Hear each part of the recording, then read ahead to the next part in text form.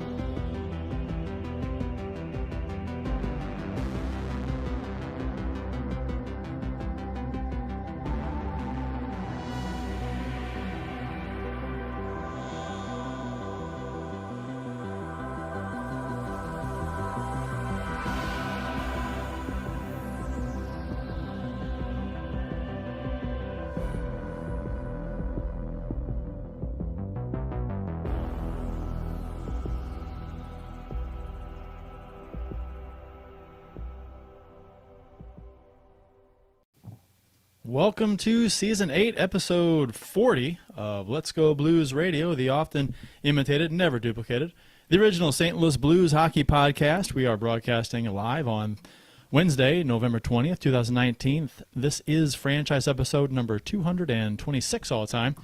Your hosts tonight are yours truly, Kurt Price, Jeff Ponder, and Bill Day. And for your listening pleasure, we'll be with you for the next little while talking Stanley Cup champion St. Louis Blues hockey.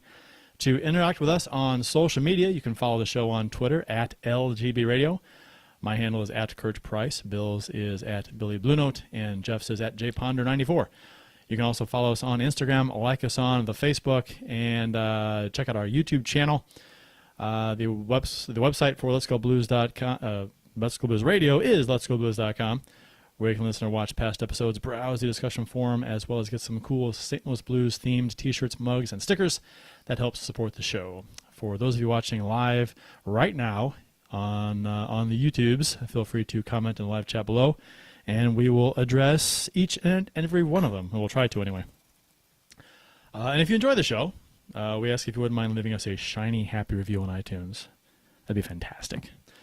Gentlemen, Mr. Bill, Mr. Jeff, how are you guys? Good, and you? Not so bad.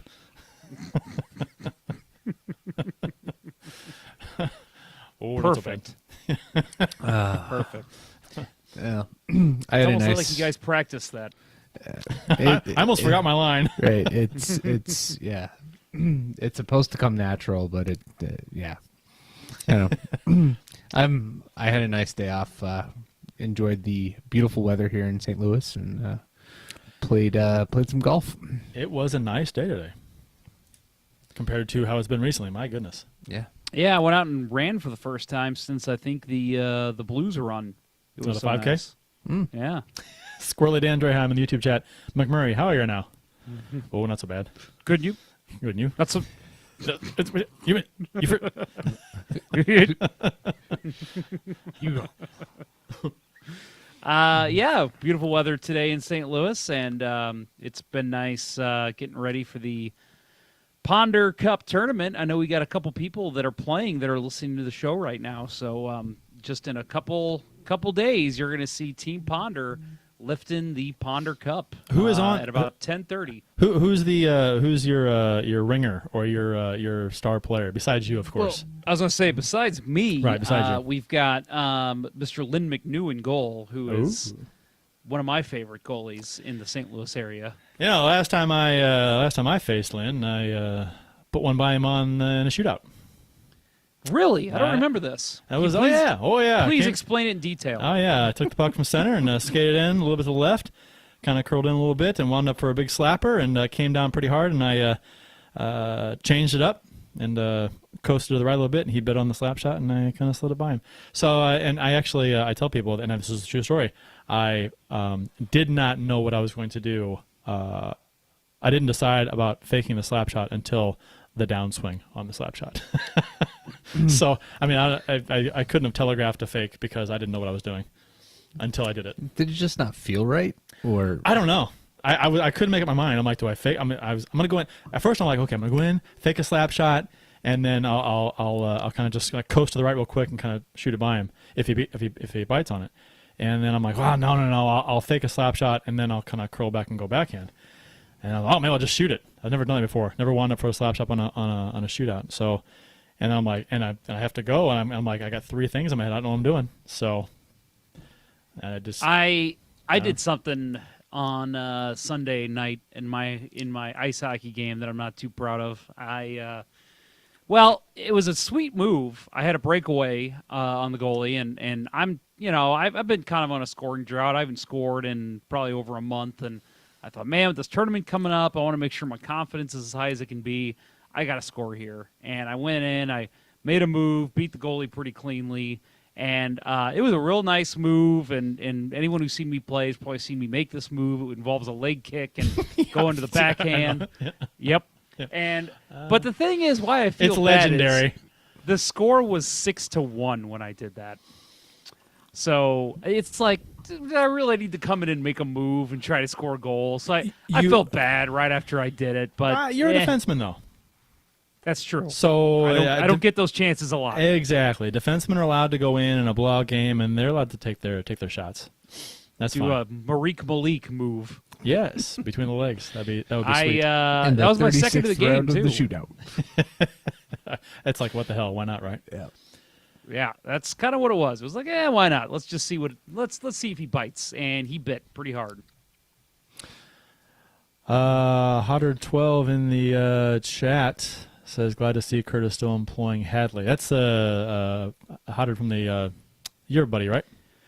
Yeah, Hotard. Hotard, sorry. His team's gonna take 5th on Saturday, so he's trying to get his jabs in right now, and he's wanting to make some trades. Ooh, Hotard. He's trying to make trades with me in the YouTube chat for Saturday. That is an interesting one. I don't know about that. Let me think about that one there, Hotard. Anybody listening right now, what? You guys trade players? Yes, we trade players. I didn't know that. That's interesting. Yeah, it's usually after the draft. We get about an hour or two to make a couple trades if we want to. And Jason, the guy who runs it, usually shuts it down after that. But Hotard's a wheeler and dealer. This guy likes to make moves, so he usually keeps making offers until the day of the tournament. So you're referred to as Mr. John Hadley? Is that the look you're going for? Is that what you're saying? That's what he likes to call me. He thinks he's funny. You need a not bit funny at all. longer hair in the back. You need some hockey hair going on back there to be Hadley, right? I also need to be a giant dickhead, He so I'll needs start to working on that. McMurray. You need to be a McMurray. You need Yeah, the I'll work on McMurray my- haircut. I'll get a McMurray haircut. I like that idea. How you doing now? Could you, Good. McMurray? Would you just shut up for a second? The official beers of episode number 226. Bill, you sir. I am going with the Founders Canadian Breakfast Stout, available currently in the 12-ounce bottle. But I heard a nasty rumor that after this batch is done, they will never make this beer again. Ooh, ouch! Yeah. Really? Yeah, I assume it has to do with the supply of the maple syrup barrels. Okay. Is there a But- maple syrup barrel shortage? We may be in a trade war with Canada that we don't know about. Possibility. Yeah. No, I'm talking politics, Bill. I just want their milk in a bag. That's what I want here. Milk in a bag. Let's do it. yep, and got to go to the beer store to get your beer. Right, like a 2-4 Elsinore. Yeah. It looks like you're drinking an Elsinore there. The bottle is this. Let's just call it an Elsinore, right? Yeah. I'm not going to show the label, Ooh, that's beautiful. isn't it? A little snub bottle, snub nose. Yeah. Yeah. It's actually a Coors Banquet. I went domestic, simple, classic, old school, old man beer.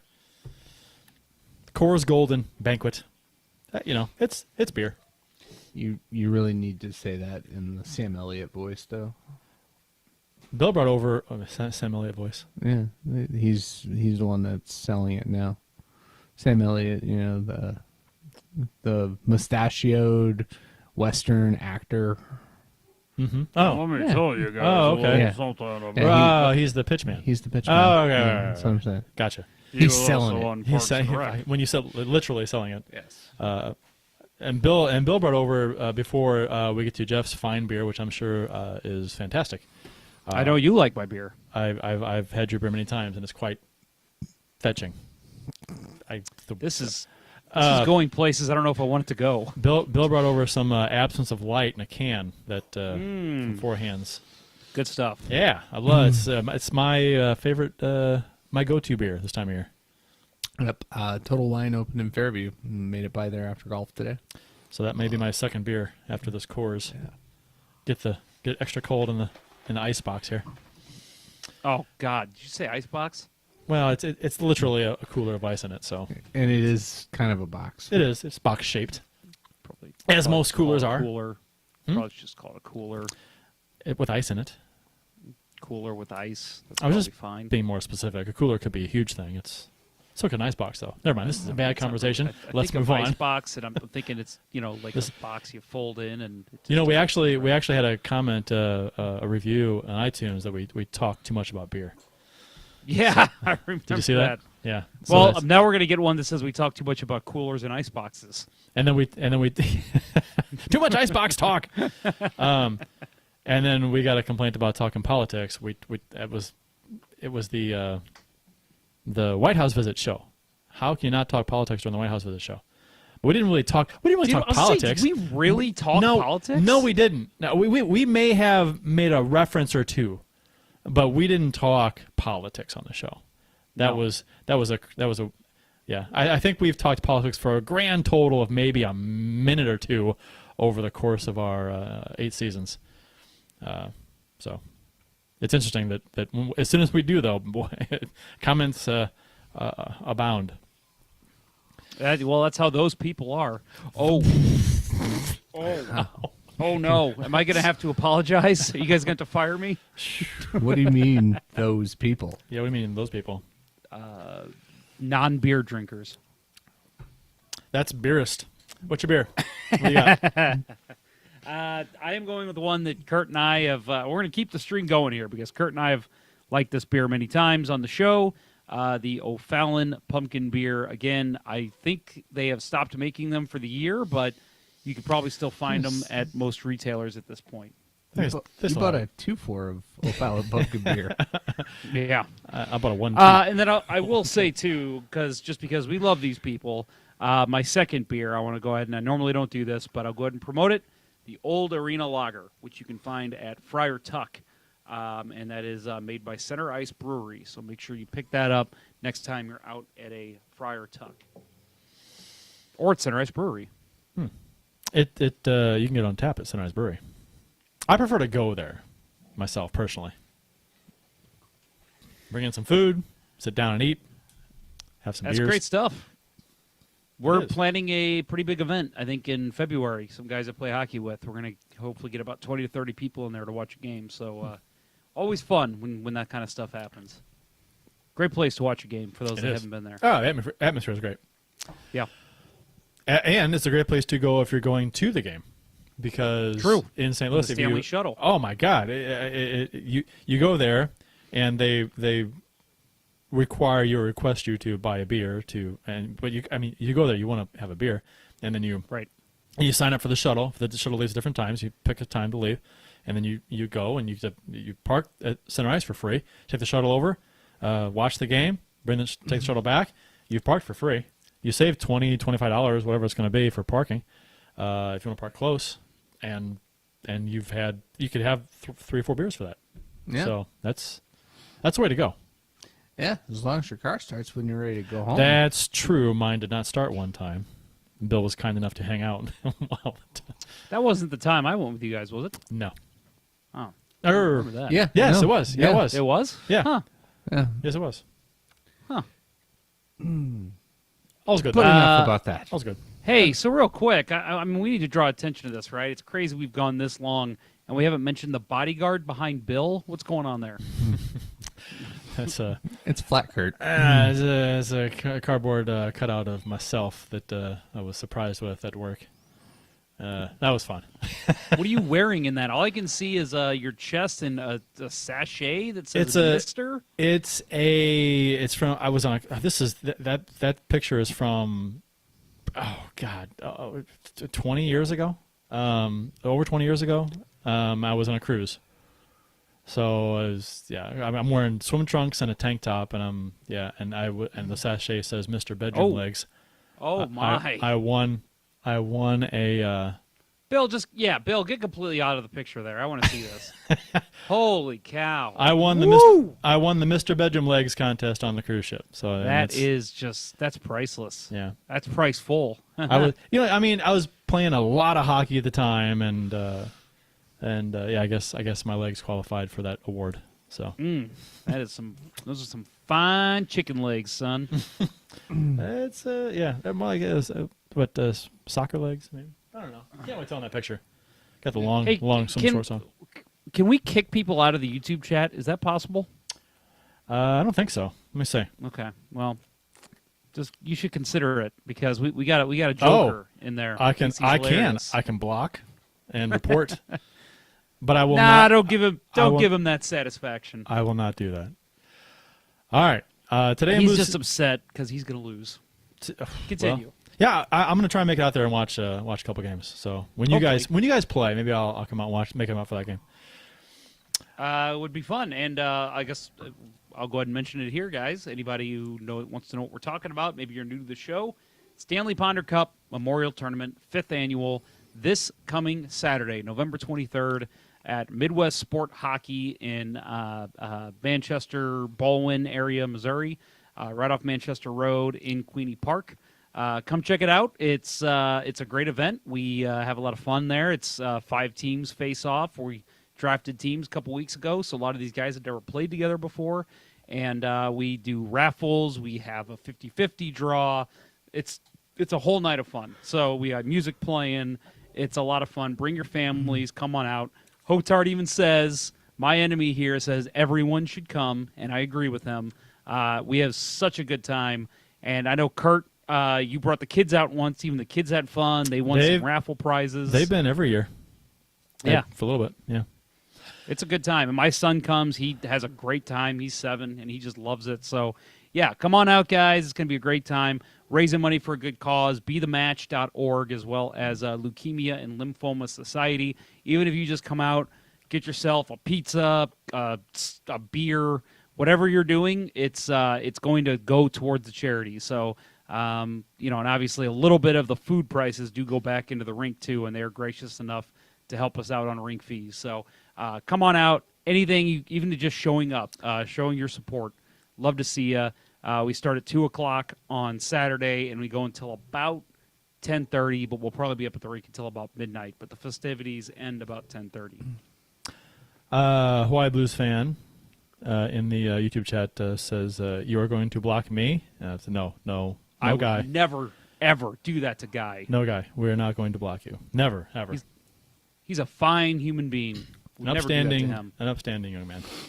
It's Hotard that we don't like. That guy's terrible. Hawaii Blues fan says, ha ha, ha ha ha. You think that's how he said it, too? Pretty sure. Okay. Maybe it was like a kind of thing.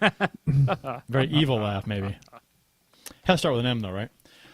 Hey, and I'm going to give a little kudos to you from Lackland Ruined It. He says production gets better and better every time. So that's a cap tip to Mr. Kurt Bryce. He's in charge of all that. Thank you, sir. We have a lot of fun with that kind of stuff. So trying to make it better all the time. Yeah, production gets better, start gets later. Right. That's how it goes. Whatever. Trade-offs. However it goes. We're animals, right? It's trade-offs. Yeah. I mean, what are you going to do? It's all about presentation. If you can snow them with nice graphics on the YouTube show and nice presentation, then they're less likely to realize that the content sucks. Exactly. Talk about beer too much. Talk about beer too much. Yeah, too much politics. What kind of beer Trump drinks? None. He doesn't drink at all. Oh, really? He doesn't? Yeah. I didn't know that. No. He one of his brothers apparently was an alcoholic. And, yeah. but that won't stop him from other vices. Oh, Porn the stars. McDonald's. Oh, Whoa, I whoa, was whoa. Too far. just stating facts. Just stating facts. Too far. Just stating facts. Stating facts. I'm the writing facts. a bad review. Just the facts, man. I'm doing it right now. Today in Blues history, courtesy of the @STL Blues History Twitter account, November 20th, 1968. Glenn Hall recorded his 74th career shutout, and Frank Saint-Marseille had 2 goals and 2 assists in a St. Louis Blues 7-0 win over the Oakland Seals, the much maligned franchise Oakland Seals. Finished that book yet, Ponder? The Oakland Seals book? No, I haven't even started it. Sounds like me with every book I've ever owned. Ooh, I'm going to read that book someday. I never do. I am working on a graphic novel because I'm a huge nerd. I'm working on my Death of Captain America, and I'm about halfway through. I started that about 4 weeks ago, so that shows you how quickly I get through books. I guess if it's anything like the death of Superman, the death will not be long-lived. I think he's dead, right? I don't Steve know. Rogers is dead in the comics. Yeah, but they'll bring it back. It's like a soap opera. I don't know. It always comes- It's been about 12 years now. I don't follow the comic books. He died, really? Yep. Huh. Okay. Maybe not then. Yeah, I think he's gone for good. I think somebody took over for him. This has been Nerd Talk with Let's Go Blues Radio. Wasn't it Bucky? Kevin Smith is our guest tonight. Bucky, and I want to say Falcon took over for him too at one point too. Yeah. Well, one of them. November 20th. Why do I have 11th on the notes? November 20th, 1984. Mark Reeds recorded his first and only NHL hat trick in a St. Louis Blues 5-1 win versus the Vancouver Canucks.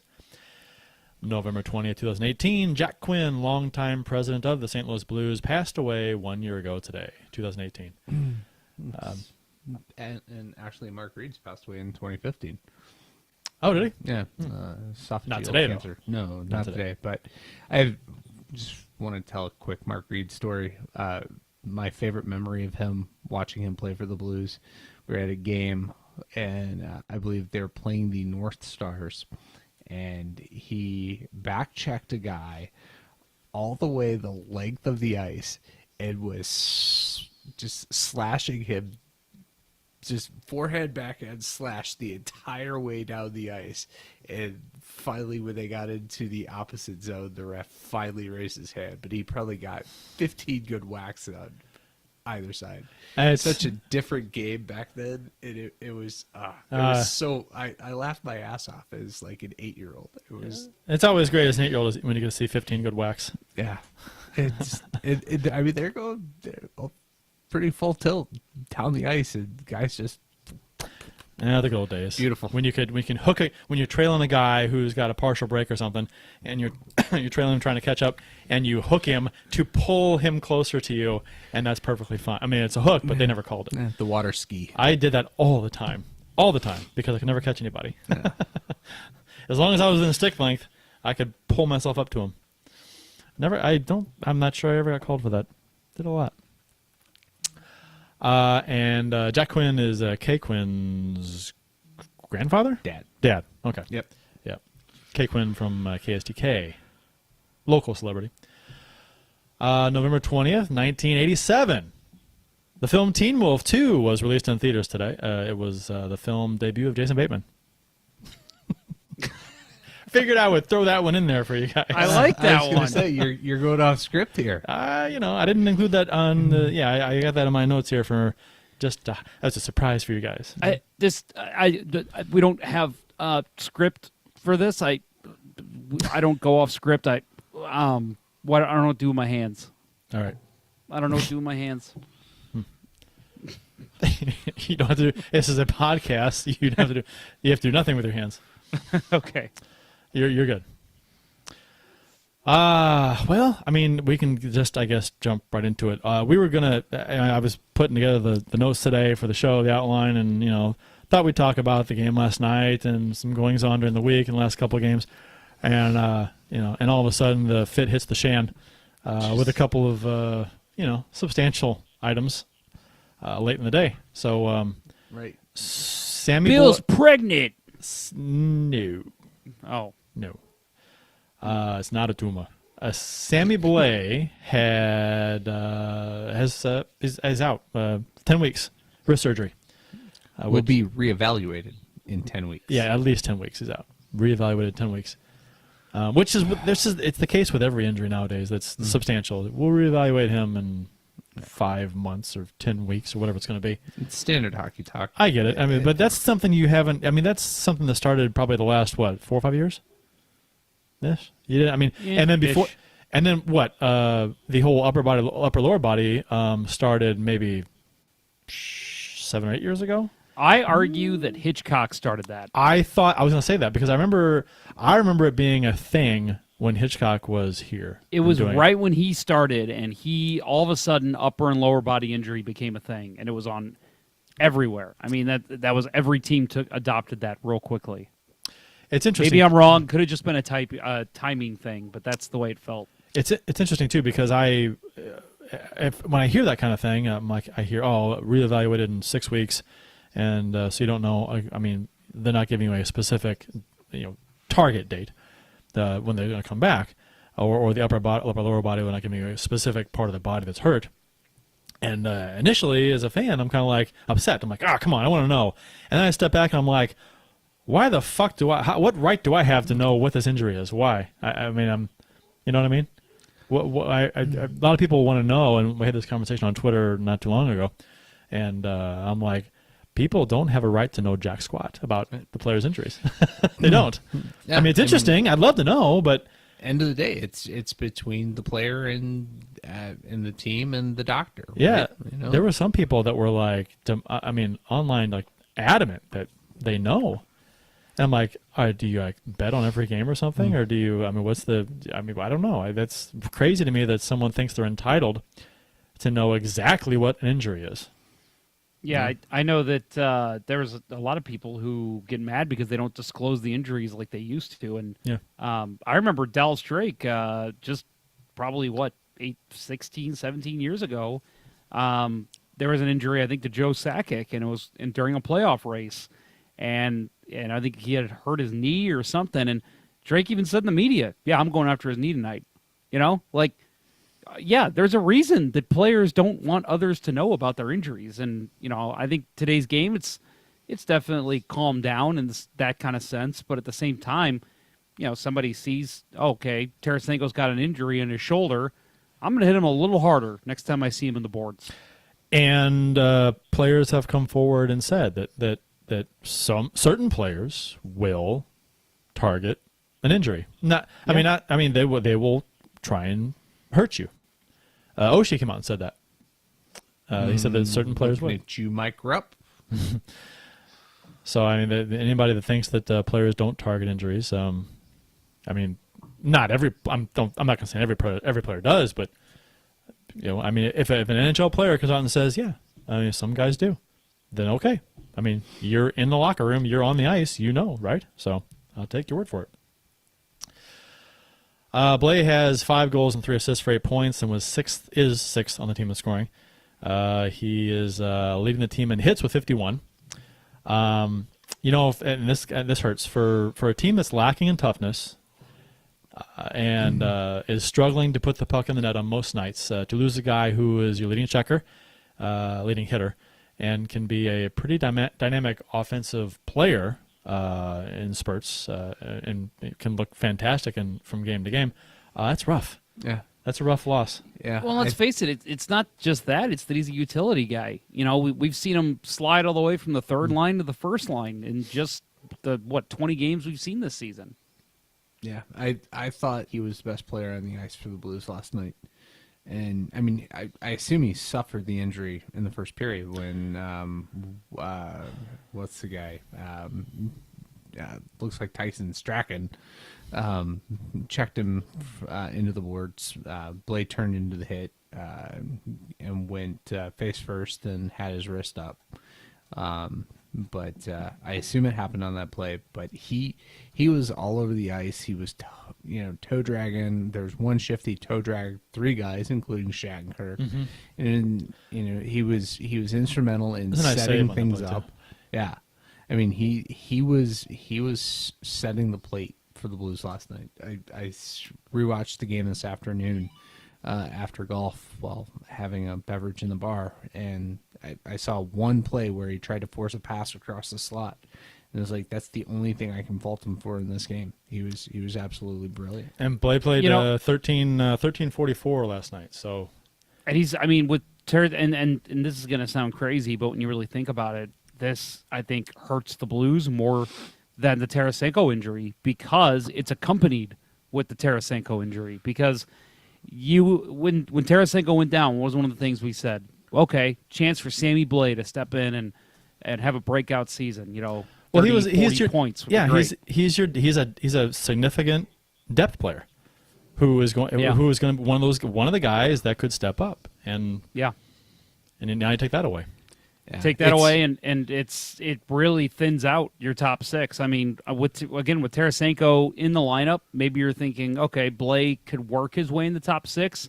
Tarasenko goes down, and you say, okay, Blais probably in the top six. Now, I mean, who's your last top six guy? Sanford? I mean, there's a real problem right now, and there's a hole in this organization with this injury coming through today. Yeah, this is, I think, the appropriate way to talk about this is injuries compounding, right? Because, you know, it's Steen, Tarasenko, Blais. Yeah, and hopefully Steen's not too far away. Should be. We should be coming up on 4 weeks next week. I think. Is it already? Yeah. Okay. He was. Yeah, he's a 5. They said 5 weeks reevaluated, right? Yeah, That sounds 4 or right. 5. 4 or 5. Yeah, but even then, you know, he's going to take some time to get back. I guess this and Bob Rakowski in the chat says Costin, so meaning I guess that solidifies his. He won't be sent back down as quickly, I guess, if we're going to have Blais out for a while too. But wait, there's other breaking news. There is.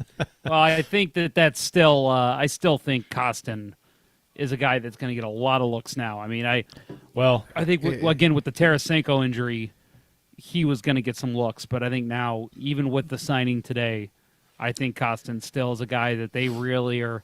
They need to look at him a little more. They need to give him more looks than we've seen so far. I would love that, but he played 6 minutes last night. So. Right. Yeah, he's got to get more minutes. And I mean, if they're going to take a risk and, you know, try to push him up into the top 6, all the better. But man, if they tried to slot Troy Brouwer in there, second line, ugh. Yeah. Well, Troy Brouwer, you say? Well, speaking of Troy Brouwer, Brouwer's today broke about the same time as the Blais news with his injury.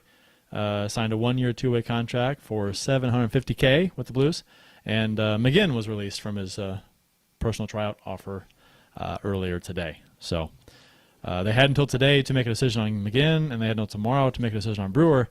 But went in and signed him today. Brewer. Did I say Brewer? Yeah, Eric Brewer. Holy Brewer. hell, jeez. Woo! Oh, jeez. Wishful thinking for sure. Oh my God, yeah, no. He's good in the locker room. Right. Yeah, I'm that's sure. what they need. I'm sure Brouwer is too. But signing today. So he's 34 years old. Had 21 points last season, 22 points the season before. Played about 12 to 13 minutes plus last couple seasons. Had 177. This is why he's signed. 177 hits last season for Florida, which would have led the Blues by a lot last season. Maroon led the team last year, Blues with 135 hits. So he had over 40 more hits than Maroon did, who led our team last season. So assuming Brouwer can maintain that this season at 34 years old, that's a kind of a. I mean, Bill and I were talking before the start of the show that it's really. I mean, whatever you think of Brouwer and how he's going to contribute offensively, if he can maintain his physical play, it's kind of at this point it's kind of a no-brainer to go ahead and sign him because losing Blais, who was your leading hitter, at 40 was it 40 some odd hits he had so far. I mean, and we were already lacking physicality before that. So I mean, you got to have a guy out there who's gonna bang. Well, and let's face it. I mean, we talk about how Blais is a Berube type player, and I think Same thing can be said for Brouwer. I know he's a little slower. He doesn't have the speed that Blais does, and obviously not the offensive instincts that Blais does. But, he's a guy that you can plug in on your third line and fourth line, wherever you want to put him, and, maybe he'll get you a couple hits. We're talking about how Costin's getting 6 minutes a night.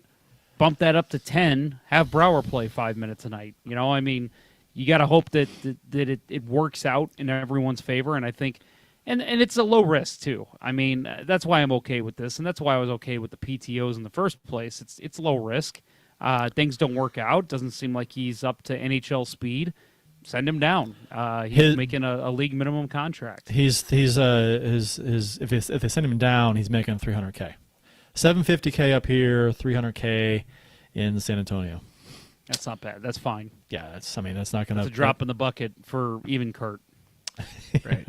Well, yeah. And it kind of feels to me like, it's one of those moves that you bring a veteran guy in, tail end of his career. He's willing to take a two-way contract because there's maybe some talk about, this is what I assume is happening behind the scenes about, after your career, do you want to be a coach? Bring in veteran guy, leader guy. Warren A when he was here before. Why not? I hadn't really thought about that, but yeah, that's a possibility. So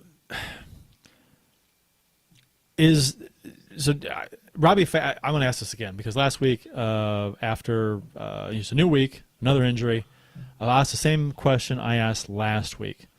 The Robbie Fabry trade. So now that Steen's gone, Tarasenko's gone, Blais gone. Well, Steen should be back fairly soon.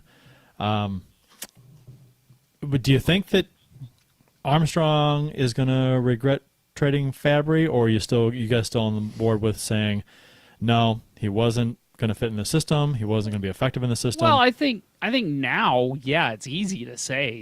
They shouldn't have traded Fabry, but I mean. At the time, I agreed with it. I think it was the right move. Give the guy a chance somewhere else. Yeah, I honestly don't think it matters one way or another. Man, Jacob Delarose was a healthy scratch last night.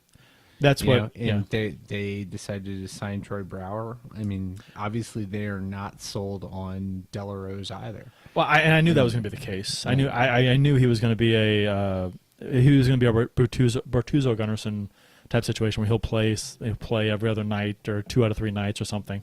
I knew he was going to be a healthy scratch, every so often. Yeah, and then that's. I think the Fabry moving him was more of a favor to Fabry, right? Yeah, and I get it, and that's what Armstrong said in the conversation that he had and with Fabry, and which is it's fine. I'm just strictly thinking from. Perspective as far as like this team having trying to ice the best team and having the best assets available to you should injuries pop up like they are right now, which you can't foresee that kind of thing, but you don't want to hold a guy hostage like Fabry who wants a shot to play, and if he's not going to play, then okay, move him. But like I said last week, it's just kind of it's like, oh, we've got guys going down and Tarasenko and Blais, it's going to be impactful. It'd been nice to. If Fabry was still here, to give him, a dozen games in a row to see to see what happens and if he's effective or not. I mean, I think at this point they would have had to have. There's right. Really, at this point, there's no choice. He would have been getting those minutes, and right. So it's easy for us to sit here and say, yeah, that's the whole. Traded him. But that's the whole point behind having assets is right. being depth, your organizational depth. That was kind of my, and I'm just being selfish here. I mean, I'm just trying to, I'll just hoard all the assets, right? Don't move them unless you're going to move an asset and fulfill a weakness somewhere else, which Taylor Rose doesn't really fill a weakness anywhere, I don't think. So, but anyway, that's I'm just being selfish with the whole thing as far as trying to have as many good assets as possible in the organization. And if you do move them for something of value that, might be something of more, but we've discussed. Well, you never know. Delarose, I mean, it's still a short window that he's been here. Maybe he does work out to be a decent third, fourth line guy for the Blues still. he's getting more minutes in practice. He's out there skating with these guys, and plus he was playing a lot with Brouwer in practice. So I don't know, maybe those two were finding some strange chemistry. Stranger things have happened. Bob Rakowski in the YouTube chat says Fabry doesn't fit in the system. Besides, I'm still not sure he'll make a full season, which is a legitimate concern. I mean, that's out there. Yeah, when you got to first think Armstrong thought the same thing. Sure, I mean that's out there too. and when Kurt first sent the outline for the show today, it was, you said Robbie Fabry, the injury. And I'm like, did it happen already? It didn't surprise me. It wouldn't have been surprising. And and that's unfortunate, but it wouldn't have been surprising. But no, that was not the case. Yeah. And I mean, Kyrou is still an asset down there too that we have to bring up at some point. Which you got to think that with Blais down and Tarasenko out for a significant amount of time now, at what point does Kyrou, if we continue to struggle putting in, we're only getting 2 goals a night or whatever, and plus an empty net goal, that's not going to cut it on most nights really. But at what point do you? I mean, Kyrou's got in 7 AHL games a season, he's got 4 goals, 4 assists. I mean, do you want to? You'd think he'd get a look sometime soon. I'm worried he's fallen out of favor with the Blues management. I was thinking the same thing. That's why I asked that question. I mean, yeah. I hate to throw out the name T.J. Henzik because I think he's better than that. But you think of a guy who was really, really good in the AHL and couldn't make an NHL roster. And again, I'm not making that comparison yet. I think we got a couple years before that happens. But that is in the back of Blues fans' minds, I'm sure, because you just don't want to see that happen again. Yeah, I mean, I think it's still too early. Like this is only his second professional year, right? Yeah, right. And it was he and Thomas coming up at the same time. Thomas couldn't go to the AHL, right? So Thomas has gotten the favor. And the other thing with Kyrou, the reason why I'm not as worried as much as you and Ponder are, Kurt, is he was injured. The stat line, Jeff read 7 games. Kyrou, he's only had 7 games so far this year. And so maybe you wait until he hits his 10-game mark and see how he's truly doing. And that's the thing too. That's what Bob Rakowski just said too. Kyrou is still coming off an injury too. So that's a good point. I hope not, because man, if they turn that quickly on their assets, I would hope not. Because bad asset management, especially when he's not old. Was he 21? Mm-hmm. And that's not. I mean, you can't. No.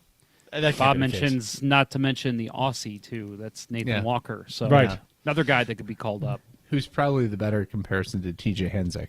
Yeah, maybe, probably. Yeah. Crikey. Oh, heck. Speaking of offense, the Blues offense with and without Tarasenko. So we were kind of wondering how much we'd miss him and if players would fill in the gap that he left. So overall scoring with him, 3.2 goals per game, which was 32 goals in 10 games. Without him, 2.73 goals, which was 30 goals in 11 games. So not a huge difference in goals and games, but thank you, David Perron. Yeah. I mean, but it's 3.2 versus 2.73. It's significant, I guess. Right. But Schen's production's down, and that's the key, right? Yeah. Tarasenko wasn't scoring; he was setting up Schenn. Yeah, exactly. And even that's an even strength with Tarasenko 2.4, which is 24 goals, 10 games. Without him, 1.73. Which is 19 goals in 11 games. So even strength scoring has been a problem. 5-on-5, which 5-on-5 hockey is why we won the cup. Mm-hmm. And right now it's kind of been a struggle, and our power play is kind of helping this team still gain points. Interesting how it's been like a role reversal this season. Let's see. We talked about Brouwer. We talked about Kyrou. Touched on Fabry. Yesterday was the 1-year anniversary of Mike Yo's firing. Which reflections, guys. I mean, I think I think what I think happened. they made the right move. You know what? Well, here's the deal. But Based on what evidence? yeah, I mean, are you sure? I mean, because it's a small sample size, not even a full season, Jeff. I think what happened last season though is like a worst case scenario for Mike Yeo in terms of him ever getting a head coaching job again. Yep. Worst case scenario, because the Blues organization, in the end, you realize had the talent to win a cup. They did, but Yeo was taking it in the polar opposite direction and running it into the ground. Yeah. That's strategy was so damn predictable. It's I mean, go back to what a year and a week ago in our shows and listen to us talk about the predictability of every single breakout on the Blues team, and it was like, with this talent, how can you be so predictable? Like, open these guys up, let them have a chance to show their skill, and I just feel like his strategies did not allow that. I would Not to shit on the guy. He's got a gig. Yeah, he is assistant coach in Philly, but I mean, but head coach, I don't know, man. No. It's gonna be a while, Not in the NHL. and I don't, Never. I wouldn't. Yeah. Like I said, because the Blues won the cup last season. If they had lost in the first round, or lost in the second, to Dallas, I can.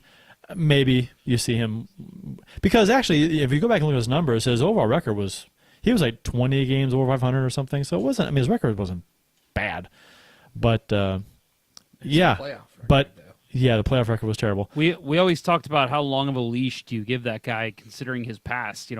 Every year, teams finished fourth, fifth, sixth, and fifth under him, and it was like, why are we giving him such a leash? Let this guy go. I know. There was no. And I said then, and I'll say it now again. I don't think he's ever going to be an NHL coach again. Head coach. I wouldn't hire him. Yeah. I don't. I mean, something drastic would have to happen with maybe his, an interim Right, thing. that's exactly the point I was about to make. The only way he is ever an NHL head coach is if the word interim is stapled like Willie to it. Desjardins last year in LA. Yeah, that's the mean- only way. And I could see him. He reminds me of, and I'm not really basing this off any inside knowledge that I would have, but I think of Mike Kitchen with him. Mike Kitchen is highly regarded as a great assistant coach, and maybe that's just Mike Right. Yeo. and Mike Yeo won a cup in Pittsburgh. Right, and that As was assistant exactly coach. it. It's just like Paul Fenton in Minnesota, the GM role. He was brilliant second guy. Didn't Yeah. last a season. Yeah, Kitchen was like the worst head coach ever, though. Yeah, He was so terrible. bad. You want to talk about predictable? Oh God. Yeah, It's No. D to D and up the board. But here's- every Yep. fucking time. Predictable. Everyone. But the thing is that it on one hand it's predictable, but I constantly was watching that team under Kitchen, and I'm thinking, this team does not have a game plan at all. They don't know what they're doing. I mean, DD at the boards, okay, but after that, they had no clue. They don't know what they're doing. Exactly. Not to get in our time machine here, but I think the way the Blues still made the playoffs that first year before the lockout under him, it really went to show how good Pronger, McInnes, Waite, and Kachuk and all those guys were, because that's what it was. Like Bill said, D to D up the boards. Somehow those guys made it work. But then when you replace those guys with Jay McClement and Eric Brouwer and Barrett Jackman, all of a sudden it wasn't working anymore. I wonder why. Yeah. I mean, I say I wouldn't hire Yeo as head coach now, but the thing is, I wouldn't have hired him back in 2016 No, as the coach I in wouldn't waiting. I thought that was one of the dumbest things Armstrong's ever done. Yeah, and I don't think you'll ever see it in NHL history ever again. That was awful. You got to wait for Talk a about hitch to expire Even though, before Yeah. you get your chance. even though when he did take over as head coach and Hitch was fired Oh, early, they went on a right. great tear Right. under Allen. That always seems to happen, though. Because you had a 300-pound weight off your back. I guess. Oh, wow. Take that hitch. But well, here maybe the ends justifies the means, though. With the Yeo hire and fire, maybe Berube isn't named head coach of the Blues if Yeo was never hired. Maybe we don't win the cup, or maybe we win it sooner. I don't know. But So let me ask you this question. I this was something I thought about earlier today as I was reading some of the STL Blues history stuff about that. We jokingly asked, does Mike Yeo get a ring from last year? Now, we all know that's not going to happen. So let me ask you this question. Let's say the Blues decide, hey, we're going to give Mike Yeo a ring. How does he react to that? he doesn't take it. You don't think he takes it? I don't think he does either. No, I wouldn't. I think he says, no thanks, Takes it I'm and good. pawns it. Oh yeah, pawn it. Yeah, maybe. I don't see. No. I wonder what's going through his head when the Blues won that run, that tear, and then just continually advancing to the playoffs and just. I mean, being a head coach, I'm sure he's cocky to some degree, and I'm sure he's like, yeah, if I'd still be there, we'd be doing the same thing because I'd have turned it around. I've been begging to call it Binnington for years. Let me show you guys. Let's do a little Let's Go Blues Radio theater here. This is exactly how I think Mike Yeo was watching the playoffs last year. And if you're watching on YouTube, congratulations, you can see the full act. Oh, fuck. Oh, fuck. I fucking hate this fuck. song. Ah, fuck Gloria. End scene. Hey, very nice. Thank you. Very nice. Thank you. Very well. If I had a rose, I would throw it at you. Wow, all the way from where you're at? That's pretty impressive. It would make and then halfway through the street. So in this realm, I want to ask you guys something that happened earlier today in the NHL that most people know about. The highest paid coach in the NHL, I think in NHL history. NHL history, could be wrong. yeah, it was. Mike Babcock was fired today and relieved, and Sheldon Keefe took over from the Toronto Marlies. But let me ask you guys, do you think that, I don't know, anything about yesterday being the 1-year anniversary, Mike Yeo kind of being in the heads of some NHL people, that the Maple Leafs thought, you know what, this worked for the Blues, let's see if it can work for us? I think it's they're not last, but they're not playing as well as they could. I think the date is coincidence because I think that they pegged this road trip or this series of games as important to them, and they've lost 5 in a row now. Yeah. On this, Terrible. they're so and There may and a be couple some similarities, but and that's about it. a couple of the games the team looked to lay down, and mail it in. So like they'd given up on Babcock.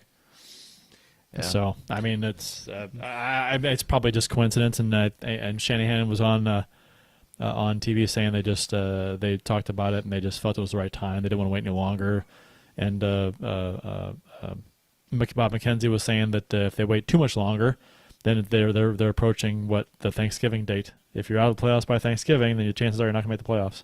Something like that, isn't it? Yeah. That's saying so, which is crazy, but. Yeah, it just my favorite tweet that I saw about it today was a salt rubbing in the wound tweet from a non-Maple Leafs fan, and it was a tweet of the save that MarcAndre Flurry made last night. I don't know if you saw it. God. Brilliant, Yeah. That's brilliant ridiculous. flying Superman save. One of the best saves I've ever seen. And Yeah.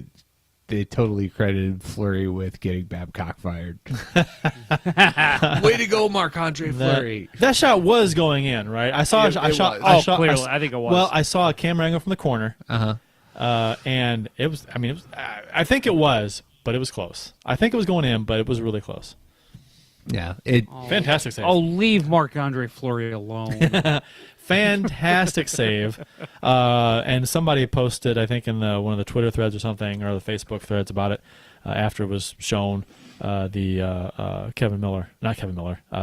Miller, sliding, diving save back, or he went for the extra attacker, I guess it was. Yeah. And then came back out and then had to dive, and slide and dive. That was similar, but pretty cool. Yep. Good stuff. Yep, he's Marc-Andre Fleury is kind of getting that Jim Edmonds great diving play reputation. He has 450 wins. Yeah, He is the fastest in NHL history to 450. yeah. That's interesting to me. I mean, he's always been. I mean, he was on some really good teams. Right, played Pittsburgh. Sure, but and he's had some. Crosby I mean, he's had forever. some good seasons, and I think he's playing. Man, since he's been in Vegas, He's coming to his own. yeah, he's maybe because I mean Pittsburgh left him unprotected in the expansion I know. draft because they thought he was washed up, Yeah, and he's totally rekindled his career. yeah, and maybe that's what he needed to. I mean, just like oh, you think I'm washed up? I'll show you. Yeah, So, Shows that sometimes a change of scenery is all a guy needs. yeah. so if he has a nice last half dozen years to his career, whatever it's going to be, I'm not sure how much. I mean, he's been in the league a long time. Yeah. And He's got perhaps the greatest first overall draft pick goalie in league history. Oh, how many are there though? Well, There's not many. I mean, how many other? Yeah, I'll say how many other people are there? 4 or 5. Rick DiPietro.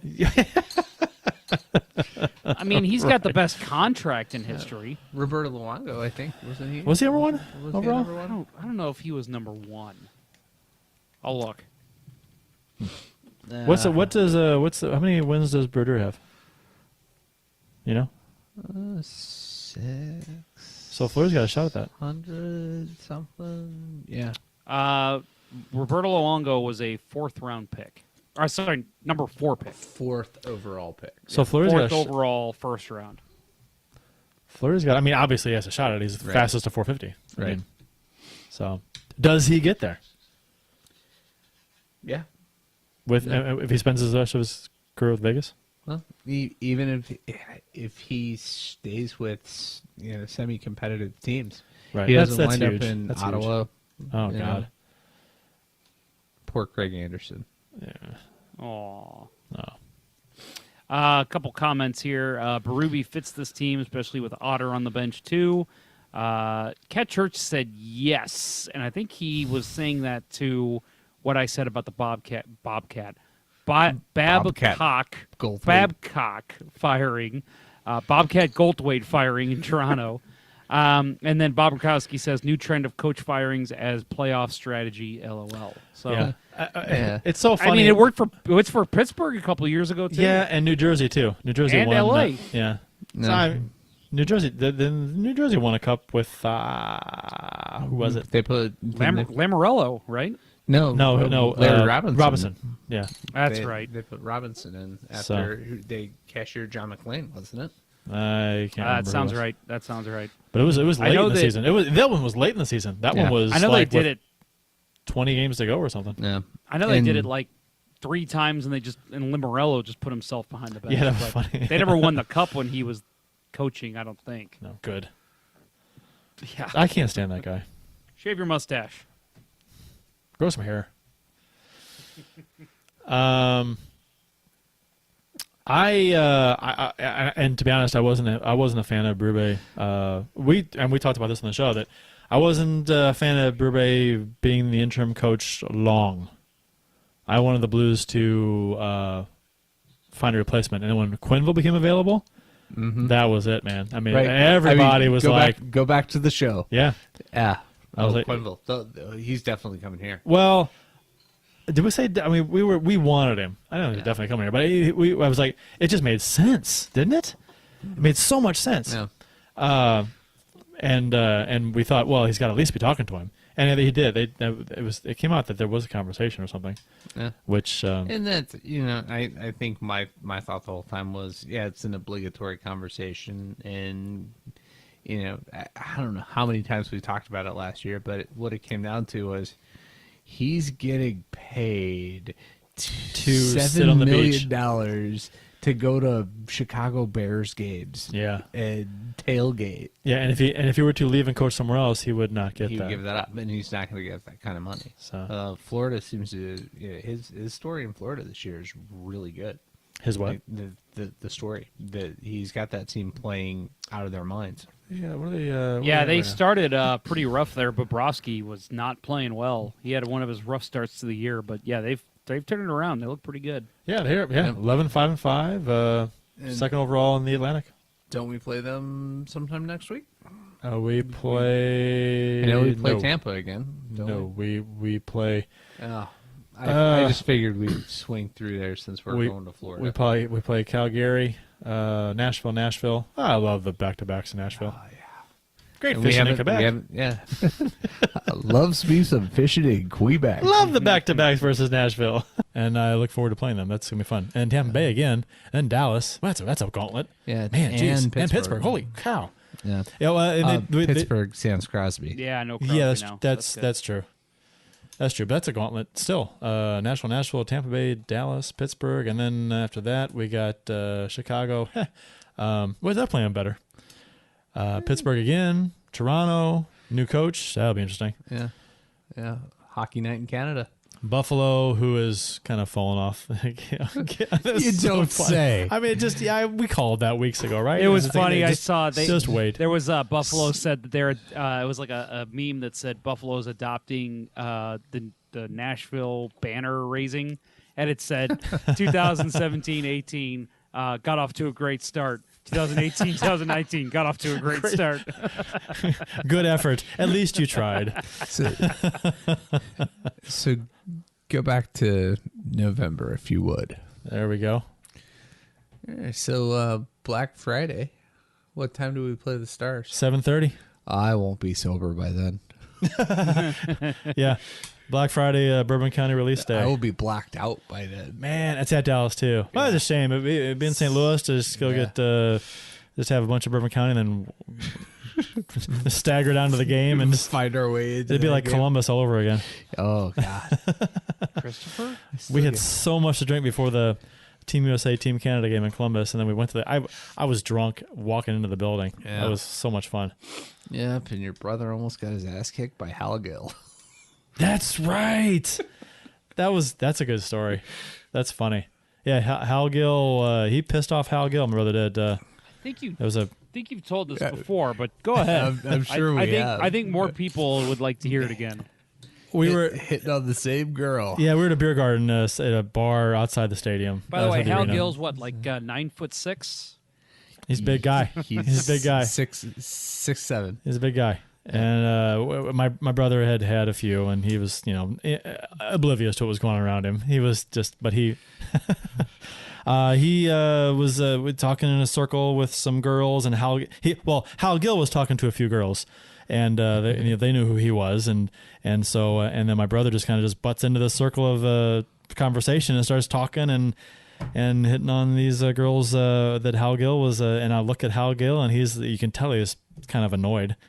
And I'm like, and we're just standing there looking, and we're like, oh my God, we might have to fight Hal Gill.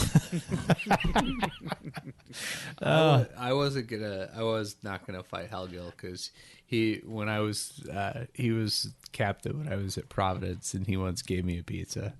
There's no way I was gonna say step in. You gave me a pizza once, Hal. I gotta fight you now. That was such a surreal trip. I mean, you got Hal Gill right there, just standing in a circle talking with him, and there was a Madonna and Hull were at a bar, sitting at the bar. Wait, and Kachuk were sitting drinking alone. Like they would anybody try to come near them, and somebody would yell at them. It was pretty fun. And we thought we saw, what's his name, the porn star? Ron Jeremy. Ron Jeremy. Yeah. We thought we saw Ron Jeremy. We got pictures of him and everything. It was like, later on, we're like, that's not Ron Jeremy. We were fucking drunk. It's not Ron It's Jeremy. funny what you think you see when you're Who puked in drunk. the White Castle parking lot? That was, huh? Who puked in the White Castle drive-thru? It wasn't me. I didn't throw it. I think it was Greg. I think it Was was, it? Ron Jeremy. Oh, God. Hey, that was a fun trip. You guys don't have to worry about Hal Gill fighting you because he'll just stand in one spot and not move. Yeah. That's Rich Pilon, right? Oh, yeah, him too. Pylon the pylon. Oh, man. Okay, so last night's game versus Tampa Bay. Pat Maroon returned to St. Louis to receive his Stanley Cup ring. Armstrong presented his cup ring to him on the ice before the game. Nice little montage on the Jumbotron. You know, not to interrupt, Kurt, but I heard they actually offered for Hitch's hat Mr. Blues Hat to give him the ring, and he declined. To give it to his fiance, right? Yes, Francesca. Yeah, that would have been amazing. I'd say. Sorry, continue. Maroon will forever be remembered as the guy who scored one of the biggest goals in Blues history, sending them to the conference finals. One of my favorite Blues moments of all time. Amazing. You can say what you want about Maroon's season that year and how it was a disappointment, and he didn't play well until the last 10 games of the season. And his play in the playoffs was better, and he only scored like 2-3 goals in the playoffs. But still, that goal, man, that makes the contract worth it. And it's funny because going into the season, you thought, oh wow, it's a great deal for Maroon. He's a great deal, underpaid, and he's going to prove himself and get a big contract in the offseason, and it turns out that the contract he signed was probably a little more than he should have gotten. Yeah. Or about right, I guess. So that was kind of funny. But and I will say, you guys say it's one of the biggest goals of all time in Blues history. I'm going to go ahead and say it's number one. I know it's hard because you got Game 7 goals and all that, but that and Gunnarsson's goal I don't know. in Game 2. I would say maybe Petrangelo's goal in Game 7 against Boston. That one, with just a few seconds to go in the first period, that was huge. To get in the lead. Yeah, that's true. I don't know. They're all right there, jumbled to the top. So yeah, I mean, you could make the case for 5 goals. I mean, the Jaden Schwartz goal in Game 5 against Winnipeg. That's the goal that I'm thinking about. Tyler Bozak throwing it out front and Schwartz tipping it in midair. But yeah, I mean, no. Sammy Blais slap shot on Ben Bishop. Oh my God, that was just funny. That was fucking brilliant. But no, I mean the gravity of Maroon's goal, the gravity of Maroon's goal in Game 7. Oh, no more important goal in Blues history. The way I celebrated that goal, I just jumped and just screamed and ran. I just bolted down the hall. Yep. I don't know what I was doing. I just ran down the hall yelling, "Oh my God! Oh my God!" My kids, I let them stay for that game, so they tell that story about how nuts I went. Yep, woke my son up. So much fun. Woke my boy so much up. Fun. I couldn't help it. Started yelling, screaming. He woke up screaming, but I'm like, I don't even care. I'll go on and deal with him in like 10 minutes. Didn't care. And before last season, I would have said, one of the biggest goal in Blues history. Yeah, maybe Jani's goal for the sweep against the Hawks, or Turgeon's goal in Game 7 against Phoenix in double overtime, or Rico Pearson. Rico Pearson. No, it was not. And Wickenheiser's classic goal. Right. There's Paslowski. Yeah. Corey Stillman had an underrated one in 2001 in Game 3 against double Dallas? overtime. Yeah. Mike Crombie. 82. It's on your wall right there. Bill, right there. not Mike Crombie. Oh yeah, Mike Crombie. Mike Crombie. Yeah, not BJ's dad. Sorry. Yes. BJ never did anything good. I had him backwards. Yeah, Mike Crombie. Yeah, put the Blues in the finals. So that was a big one. Anyway, John Kelly said this was the best overall game the Blues have played all season. I wouldn't go that far, but this game was up there for sure. It was an exciting game. It was an exciting game. It was a good game. That's the thing. It was a good game between two teams. Blues played them hard. Tampa kept coming hard, and Binnington played great. Defense played great, and just overall, just a fun game to watch. It was Binnington versus. The only grap I had about this game, really about the Blues, and it was until they scored, was they couldn't hit the net. I mean, they had a lot of shots on goal, and they outshot Tampa Bay almost 2-1. But I'll be damned if they were just shooting so many shots wide and high, and they had like 60 attempts, and they had 32 shots, something like that. So it was like, come on. And I was wondering if that was going to bite them in the ass because we couldn't score. Yeah. We didn't score until late in the second, and I was like, you were shooting wide, god damn it. And it was so up until they tied the game, I was very frustrated Oh, yeah. You know what I mean? So and Completely. And then they tied it. I'm like, okay, Right. this is a good game again. And the way they tie it, a soft backhander that's just tossed to the front of the net. Yeah. You just scramble play, Perron scores. Which is, and it's funny because I don't think it was covered in the game, but on this show, we break things down with a little more accuracy, right? Mm-hmm. So Perron, the reason why he was where he was is because I got it broken down here, let me see. Parayko carried to the corner, and Perron was being covered by Andre Palat, a forward, in front of the net. As they skated to the top of the crease, Perron gave Palat a shove to create separation, and it was a good shove. And Palat just he kept going. Yep. and that gave Perron all kinds of room. And Parayko flips a backhander on net. Puck hits a stick. Perron digs it out and slides it over the open side and in the net. And technically interference, maybe, I guess, but that's not getting called. No. So you're not going to see that players call get fight, called. right? No. I mean, technically Players it's interference. fighting for space, it is. right. It is. Yeah. Unless he goes down. Right. If Plot goes down, then they may call and it. is Sidney Crosby. Right. Yeah. But it was that was why that goal happened. Parayko flips the puck on net, and they made a big deal about you got to that's why you put a puck on net. You know what happened. Yeah, I agree. You put a puck on net, you never know what's gonna happen. But the reason why that goal happened was because Perron created a bunch of separation with him and Palat, and with a shove before. Just not been we'd say it every week. He's been so impressive this year. He's doing everything last right. Last year too. He's got to be an all-star, in my opinion. Yeah. From this team, I'd say so. And in the All-Star competition, the skills competition, they need to create a category for offensive zone penalties. Then he could participate. They don't even need to do it. They could just say, "Okay, Perron, you win." His penalty last night was in the defensive zone, or no, neutral zone, back Neutral checking. zone. Yeah. What was the penalty? I forgot. Slash. Oh yeah, it was a slide. That was legit. That was a penalty. Got him right on the hands. Yeah, you can't do that. And to me, well, was he entering the zone? He was like the blue line, wasn't he? The Tampa player was. Yes. But Okay. it's not an offensive zone. Okay, I got It's not a penalty. Right. Say, I'm fine with that kind of penalty. Every now and then, shit happens. You know what though? I thought Compared to what we usually see from him. Yeah, only because it's the neutral zone. I mean, to me, it's a lazy penalty. It's like you're not doing anything. You're not doing anything. I mean, with that play, you're just slashing the guy to slash him. You're not trying to knock the puck away. Yeah. But anyway, this was a good game. Binnington versus Vasilevsky. Both goalies fantastic. Yeah. Blues held Tampa Bay to 18 shots on net. Tampa Bay is a team that averages over 32 on net per game, so that was substantial. Tampa Bay got on the board first. Anthony Cirelli got his third from Killorn and Hedman, 16:36. So the first, on this replay, and it's funny to hear the broadcast crew when they are critical of players. It's always the younger players. Mm-hmm. If a veteran makes a mistake, that's not on them. Nope.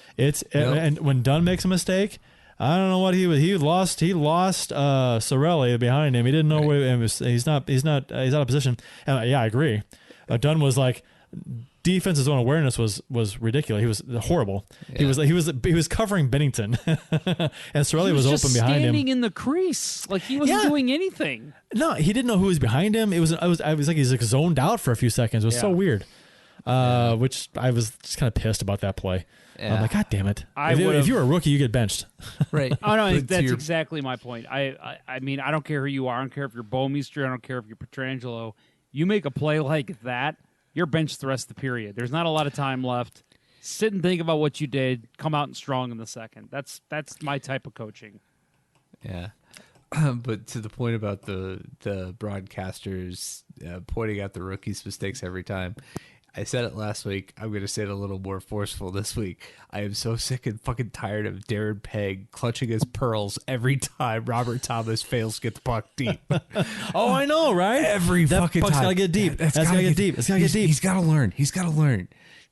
Yeah, but when Pietrangelo tries to clear the zone, a flip pass, and he doesn't get anything on it, and they glove it down to the blue line and keep it in, they don't harp on that. The top line got hemmed in for a minute and a half after 3 turnovers. Yep. And it's just a tired group of guys right there. That's all that is. That's so true. Yeah, oh my God. Speaking to Thomas, there was that play. I think it was in the second period where he wound back in the neutral zone, kind of lost his handle, but then was smart enough to still get his hand out and poke the puck back to the defenseman. And Payne was, he damn near got lit up too. Payne was still giving him shit. He was like, I know. He was like, oh, I don't know what he's thinking there. And I'm like, he made the right play. Like, he still got the puck to the defenseman. Like, obviously he mishandled, but he still finished the play. He didn't give up on it. Give him a little credit. He almost got lit up. Yeah, he did. He just avoided that hit. Yeah, the thing is though, and this is what I love about Berube versus Yo versus Hitchcock, is they're willing to let kids take risks, and they don't bench them for an individual mistake. And I think part of it, at least with Pang and Kelly, is that they're so used to, one player makes one mistake, and it's like, yep, not going to see him the rest of the game. Not gonna work here anymore. Pretty much. Blues got on the board late in the second, 17-24 of the second. Perron from Parayko and O'Reilly, which we just talked about. So that was, and like I said, up until this point, I was kind of annoyed in the game because we shot wide so many times, and Vasilevsky was playing quite well. And like I said before the game, during the pregame, when Fedorko said that Vasilevsky does not have a shutout this season yet, and I was like, well, guess who's getting a shutout tonight? Yeah. Because you brought it up. Usually how that goes. And then late in the second, I mean, he was playing great, and we hadn't scored. I'm like, motherfucker. He's going to do it. Yeah. But no. So we ended up tying it late in the second, and then 6:16 into the third, Sundqvist from the aforementioned Thomas. Because he wasn't benched. Right, he wasn't benched. He was out there playing, and it was a fine pass. Bertuzzo pinched this a series of things that led to this goal. Bertuzzo pinches in, blocks the clearing attempt on the boards, and then Sundqvist had a really nice second effort. He tried to get the puck deep to Thomas. First time was blocked, came back to him, got back, and then got it to him a second time. And then Thomas skates towards like he's going behind the net, dishes a beauty of a no-look backhand pass to Sundqvist, who was in the process of, he fell down. When he was standing back, he was in the process of standing up when Thomas passes him the puck, and he had just gotten up and then shoots a little snapper, and Vasilevsky, who was screened on the play by, who was it? Sergachev. Sergachev, yeah, and never saw the puck. Didn't move. Never saw it. No. As Peng pointed out, he's perfect reverse VH form. Right. And I was going to ask you about that, Bill. He's I mean, it's a percentage play. Yeah. You're cutting the short side angle, but there was a lot of net there to shoot at. And who expects Sundqvist to pick that fucking corner? Beautiful. Yeah. It was a beautiful shot. Yeah, that was nice. I love seeing the guy punch above his weight. I love his game right now. Sure. Oh, he pays a price to play that game too, because I've said this before. He takes a beating out there. Yeah, he does. His face, right. And sooner or later, he's gonna lose some teeth, and we're waiting for it.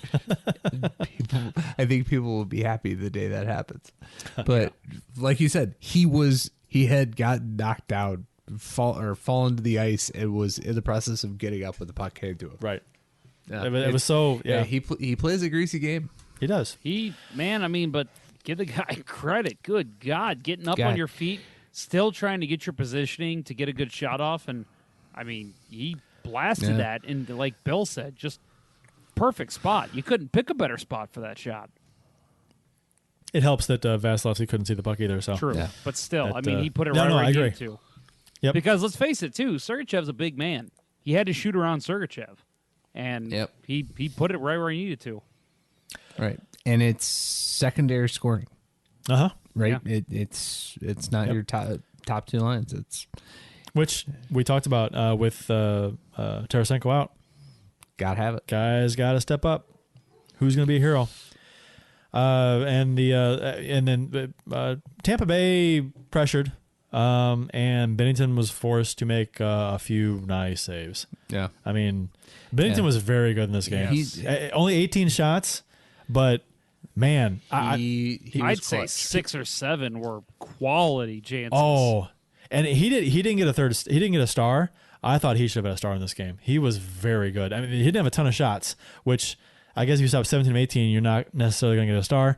But man, I don't know. He made a lot of difficult saves, and it was easily Tampa Bay could have tied that game or won it in regulation. But Schwartz got the empty net goal with 5 seconds remaining in the third. Essentially, it was a 1-goal game. We scored 2 goals and won the game. So the issues with goal scoring remain, but missing the net but you're facing Vasilevsky, so can't complain too much. I wanted to ask you guys about something. I know we're going to talk a little bit here about the hit, the Shen hit, which is beautiful. But I want to ask you guys first. So there was a play, and with the new rules, for those that might not be aware, when a goalie's helmet's off, they blow the whistle dead right away, which is fine. Yeah. I like that rule. But in this play, and I know Vasilevsky, he got bumped in the head, and I think that there's so many ways we can go with this, directions we can go with this conversation, but he got bumped in the head, and you could tell right away he wasn't right. And then as the play keeps going, he takes his helmet off, and they blow the whistle dead because his helmet's off. He There's he so didn't take many. it off though. He pulled his helmet up, right? He reached for it, and he kind of went like this. He kind of just jiggled it like he was going to take it off, and that's when they blew it. I thought he lifted it up a little bit. He may have pulled it off his face a little bit, but it didn't come off. I thought the same thing. I thought, he's taking his mask off, and he didn't do it, and they blew it dead. I'm like, ooh. Right, we're talking about the play where Blais got bumped in by the shoved in by the Tampa head. defenseman. Yes, right. Yes.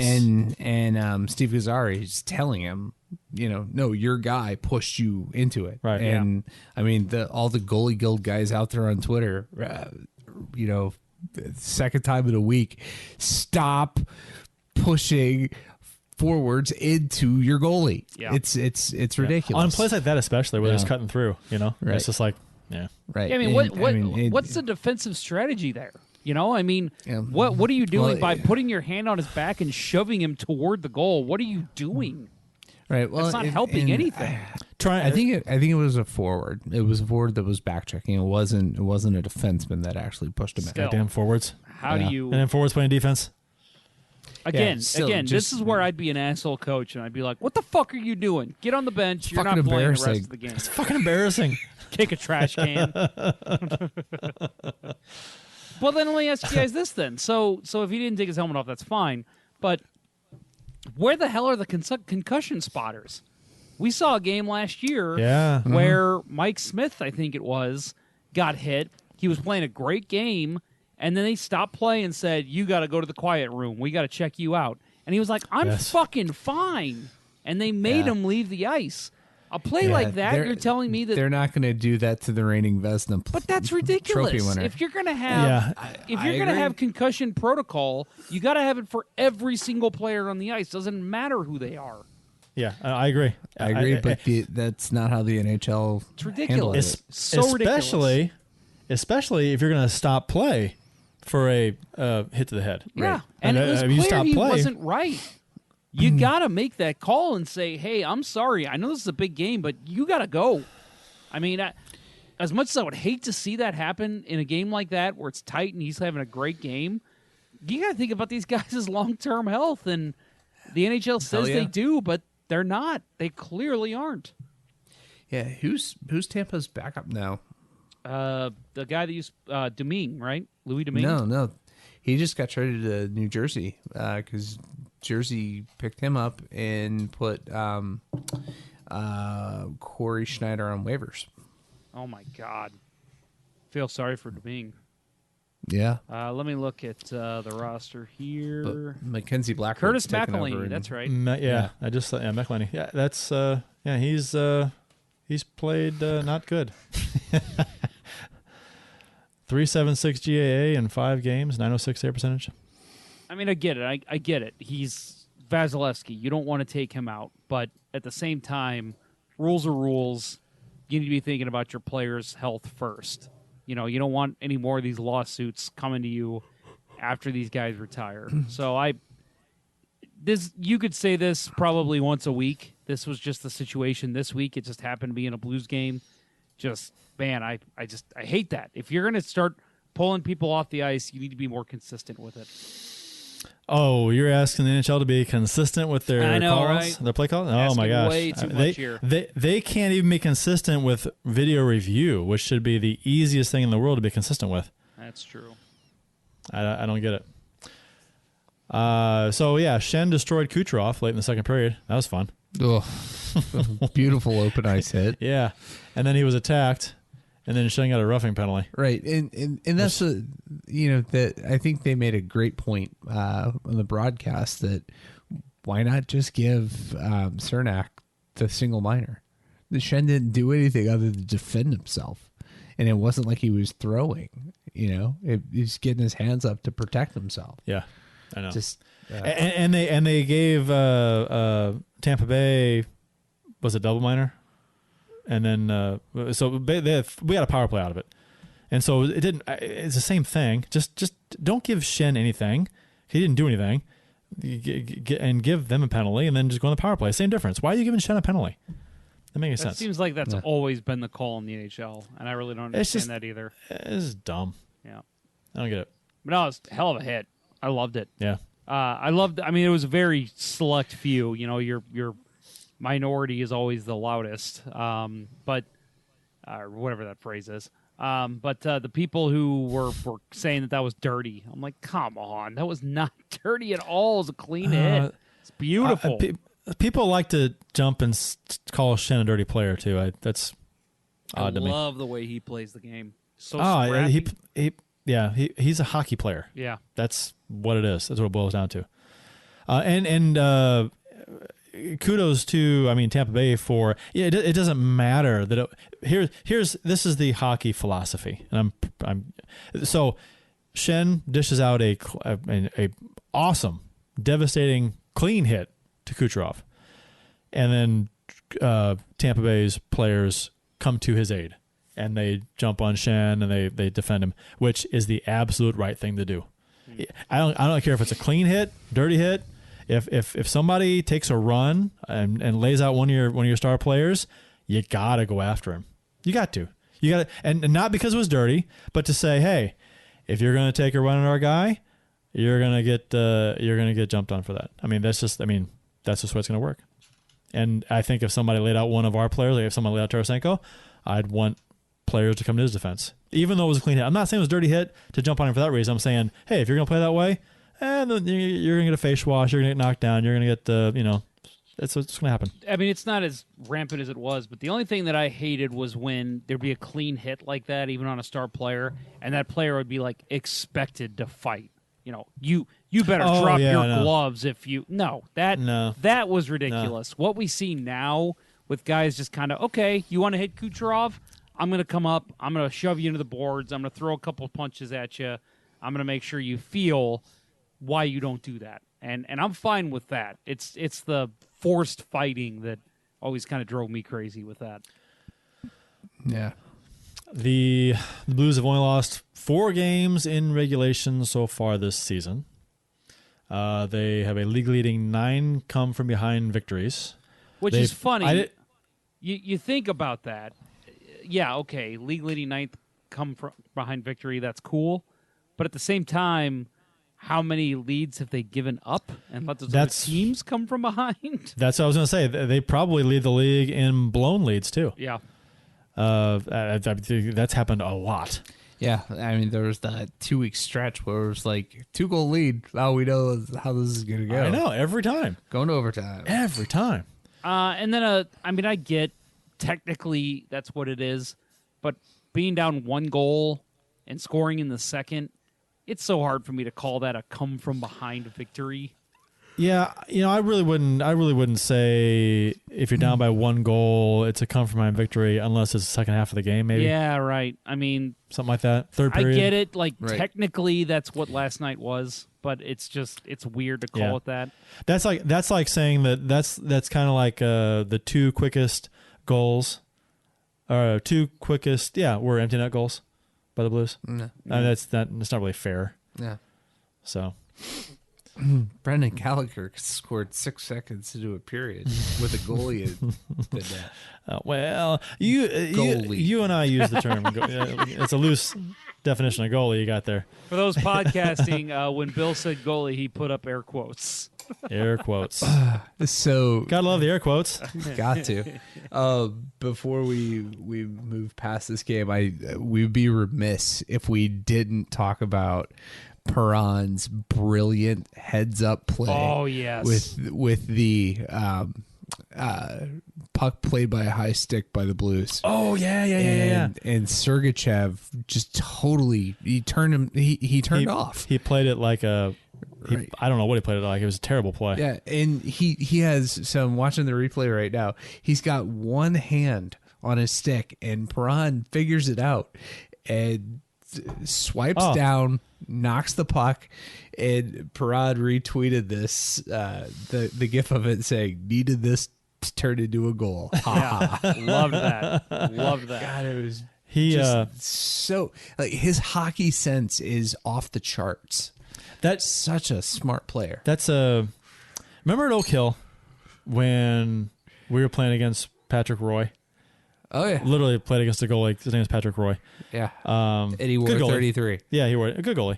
But face off in the offensive zone. I'm taking the face off, and they won't line up. He's a good guy though. It's a good guy. Oh, definitely, it's good. Yeah, it's good to hear. He's a good guy. But they wouldn't line up. So I'm lining for the face off, and the referee's there. The linesman's there. One referee, one guy will kill, and he's going to drop it. And he's waiting. They won't line up. And they're talking, and I'm leaned over, lined up, and I say, "Drop it, drop it, drop it."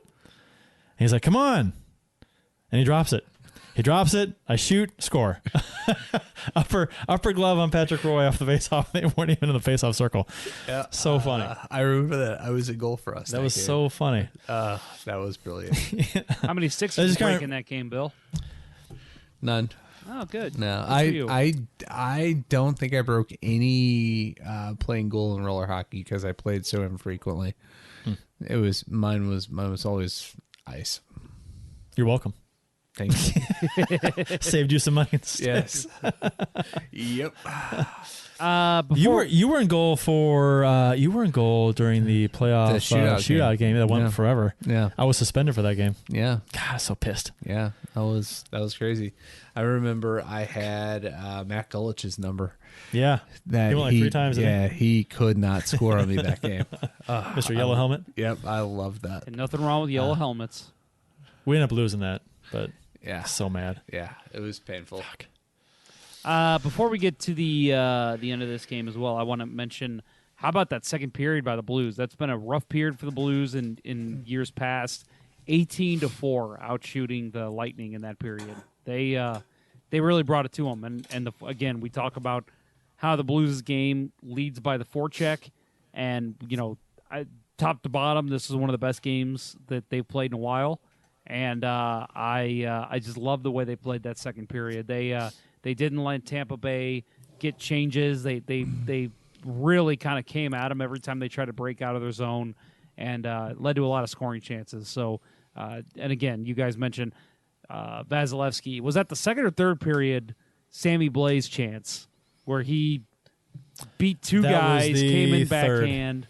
Oh my God, Vasilevsky. That was third because that was on the same end. That was the same end. Third period. Yeah. Okay. Yeah, and so good. And Great Blais save. doing that with whatever wrist injury he had, right? Yeah, he played the rest of the game. I was shocked when you sent that message. Yeah, it tells me that it's not he's out for 5 weeks, but it tells me it's not a bad injury. That he could play through that kind of thing. Mm-hmm. So No, he's Blais out 10 weeks.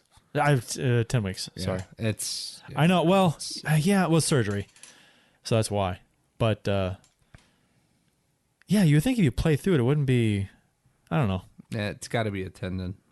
Maybe that's what it is. Maybe just plain sore. Huh. Well, you got to figure Anyway. if it happened in the game. I mean, we all know how adrenaline works. I've played on a broken ankle before, and the minute even before I took my skate off, I got to the locker room and it was like, holy shit, my ankle hurts. And then I took it off, and oh, okay, that's why it's blown up into a balloon. Yeah, shit hurts like an hour after the game's over. Yeah. That. This season.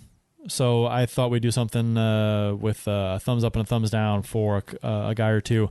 So as far as, why don't you guys tell me a couple guys that you're very happy with the play, maybe unexpected, whatever. Why don't we do it this way? Let's say because we're gonna piss off all the podcast people. Why don't you just say a player's name, and Kurt or Bill and I will just give you a thumbs up or thumbs down. Well, since the name of the bit is thumbs up, thumbs down.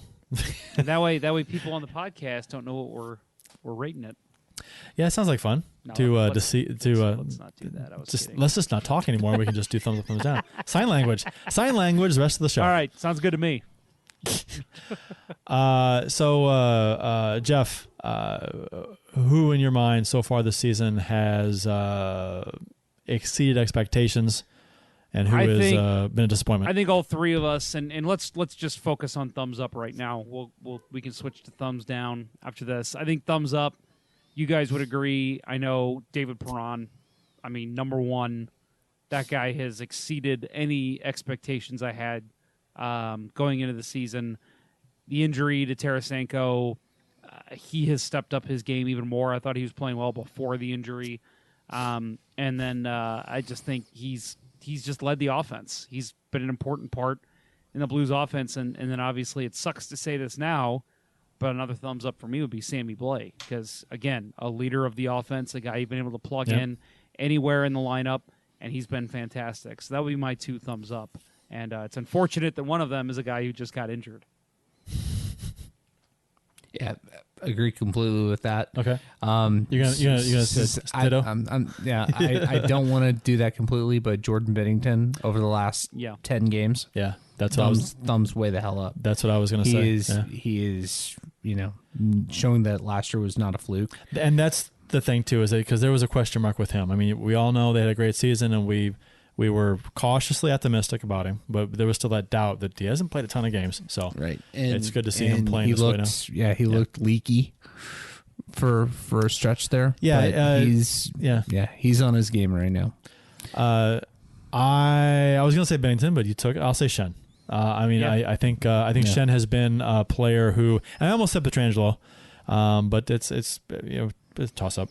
I think Shen has been fantastic.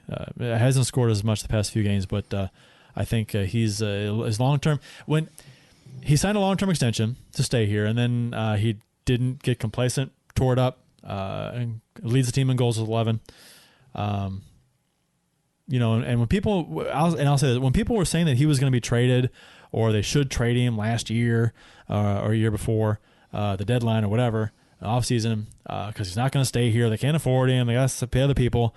I was like, no. I said this on the show. I want Shen to stay. I want them to pay him. I don't want him to be traded or to leave. I mean, granted, it depends on the return for the trade, but I just don't want him to be traded just to not pay him. I'm all about Shen's. Shen's one of those players that he's a winner and the kind of guy that makes your team better. And drop the gloves once in a while if he has to. So I'm a big Shen fan, and he's played well. So now we got thumbs down. Bill, so this is the fun one, really. You go ahead and start this one off, Bill. Okay, glad, because I know there's going to be a ditto here. Zach Sanford, thumbs down. All right, yeah, and it's hard to argue. Yeah. So Zach Sanford, and I'm going to say Justin Falk too. Yeah, Falk was one of mine. I mean, Falk's got 22 games played, no goals, 6 assists, -5. He's ranked 103rd in scoring for defensemen, and he has 1 power play point. and he plays 20 minutes a night. I So will say that, I mean, he had that horrible turnover in the Arizona game? No. Who was that? It was on Saturday. Who was that? that was Well, look at the look it schedule up. here. But anyway, yeah, everybody knows what I'm talking about. He had that Saturday, poor Anaheim. turnover. Anaheim. That's right. Yeah. The poor turnover, that was obviously just something glaring that was an issue. I think, honestly, this may be the unpopular opinion, I think defensively he has not been as bad as advertised, but you do expect him to contribute more to the offense, and we have not seen that at all. Yeah, if he's not contributing offensively, that's a huge waste of money because he's not going to earn that money on defense. No. And, I mean, nobody will. You don't pay a defensive defenseman that kind of money. Nope. Yeah. Not unless just got Stevens or somebody elite, like the Hall of Fame kind of thing. Vladimir Chebuturkin, Right. Yeah, Chubby Turkey. Rick Zombo. Yep, those kind of guys. So close to Thanksgiving. It's a nice Chubby Turkey reference. Yep. Yeah.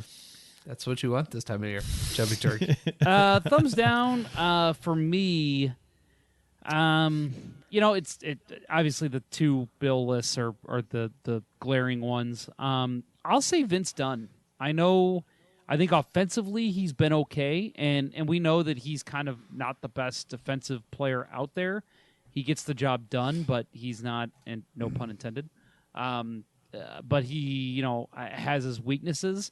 I think he's been pretty rough getting the puck out of his zone even, and that's usually a pretty good strength of his. And maybe it's just a matter of the pairings have been shuffled a lot this season. Berube's still trying to find the right system he likes, so maybe that's part of it. But Vince Dunn is just, I know we just mentioned the bad play in the Tampa game, but he really just has not impressed me as much as he has in the past. And I even said this last regular season. I thought that pending a Blues long playoff run, which they had, I thought he was going to be the first name traded in the offseason. And I could still see that, giving him up for other assets if the Blues feel that is necessary. I'm gonna say I'll echo the Falk, Sanford, agree completely. I'm gonna say Robert Thomas. Ooh. Now, last night's game notwithstanding, and he's had a few games where he was like, wow, yeah, that's the Robert Thomas we like. I expect, and I only say this because I expected a lot more of him this season.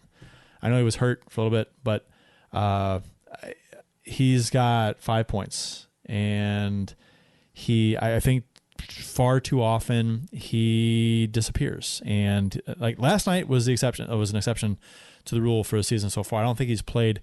He hasn't. We need to see that kind of game out of him. He was fantastic last night. See it more often. And I think if he can do that, then that's fine. But I was expecting a lot more out of him so far this seaon. Do you think any of that has to do with position? The fact that he was a wing and last night he played center? Maybe, possibly. But be that as it may, if with the lack of production on this team, he's one of the guys that it needs to produce. He's a playmaker. He needs to make plays. And I don't think that he has done that near enough, even though he was playing out of position most of the season. So, and to be honest, he was hurt for a while too. So, you know how it works. He's may have been playing hurt and playing at 75% or whatever for a while. So, and I'll give that's not information we have. So that's not information we have. So I can't really. I'm not going to defer to that. I'll assume since he's in the lineup and since he's playing that he should be producing at a high level, like we assumed with Bouwmeester for a couple of years there when he wasn't.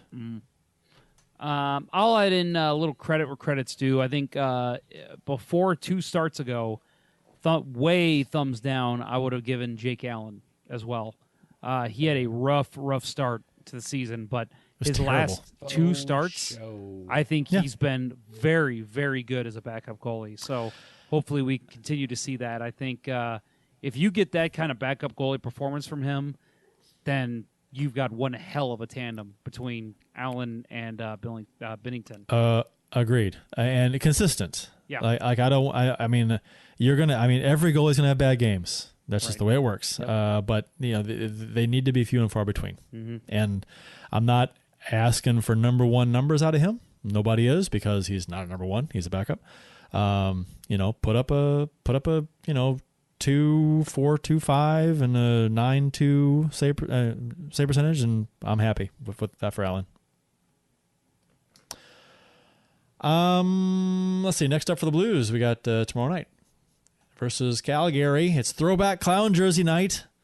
Am I going? No. No. I tell you what, listen, I'm going to get on my soapbox here for a minute. If they really want to do this right, and it seems to me it's not going to happen, I think we would have already heard that this is the case. They would do away with the hype man. There'd be no Patrico there tomorrow night. No offense to Patrico, but let Jeremy... He retired. What? Yeah, Patrico's not there. Yeah, he's not doing it anymore. Oh, really? I didn't know that. Yeah, he posted a big scribe at the beginning of the year. I have not seen that. Well, good for him. He's got 2 kids Big at home. I'm sure screed. that was a big part of it. Yeah, and that's exactly what he said. Yeah. No, good for him. I can relate to that. So, no, good call, Patrico. Okay, well then, let's leave Patrico out of this. Whoever they have doing their music now, tell that person to stay home. Let Jeremy Boyer do all of every single thing. Yeah. Jeremy Boyer playing all night on the organ. That would be amazing. That's something they should really, honestly, even just one of these nights where they wear the clown jerseys, just give that a shot, see how people react. And then... Oh, go ahead. You just know that it's going to be nothing but early '90s dance music. I know, and that's what I'm saying. They're not going to do it Pump up right. the jam. You really want this to be a '90s throwback night? Let's make it like it's an actual '90s arena. Let's not just play '90s music. Let's do it like it's a blues and '90s game. And what was one of the campaigns the Blues had in the '90s that was popular? You want to go? Do bring that back. You want to go all over the arena? That'd be kind of cool. That would be cool. Switch the name of the True Blue Authentic or whatever to the Blue Note Sports Shop. I used to go there, the one in Swansea and all I went to the time. one off Zumbel and St. Charles all the time. I lived there. My daughter has a puck. She brought home a puck. She went trick-or-treating. Sorry, I don't mean to interrupt this, That's but she went to a house. They gave out Blues pucks. I completely forgot about this. And it had the 90s logo on it, and you turn it over, and it said Blue Note Sports Shop on the back. Nice. That's awesome. So it was an old puck. I was like, wow. Where'd you get this? I want to go over there and say thank you. Yeah, I was going to say, I want to go shake this man's hand. Yeah, that was awesome. Thanks for the nostalgia. The other thing that I would say that they need to do if they were serious about 90s night is let Ken Wilson in the building to I'm not even saying to call a period. I don't know if he's familiar with the current players, but let him introduce the players at the beginning of the night.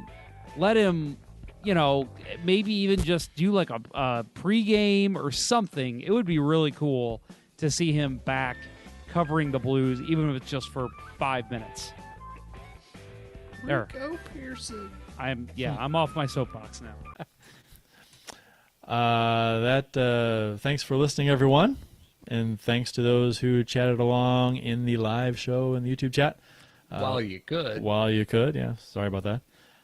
We hope you guys enjoyed it. The podcast, though, will be available since, thank God, you recorded you on your end, Jeff, and I recorded us on our end. We can just put that together. Don't have to rely on getting this stuff out of YouTube because then we'd lost some conversation. That's true. That would have been terrible. We are smart. Yeah. Yes, we are. SMRT. We hope everyone enjoyed the show. So for Jeff Ponder and Bill Day, hang on. One more thing, Kurt. I'm Kurt Price. That will conclude this week's broadcast of Let's Go Blues Radio. Until next time, everyone, let's go Blues. Let's go Blues. I hope to see everybody at the Ponder Tournament Saturday night, November 23rd, Midwest Sport Hockey in Baldwin, Missouri at Queenie Park. And let's go Blues.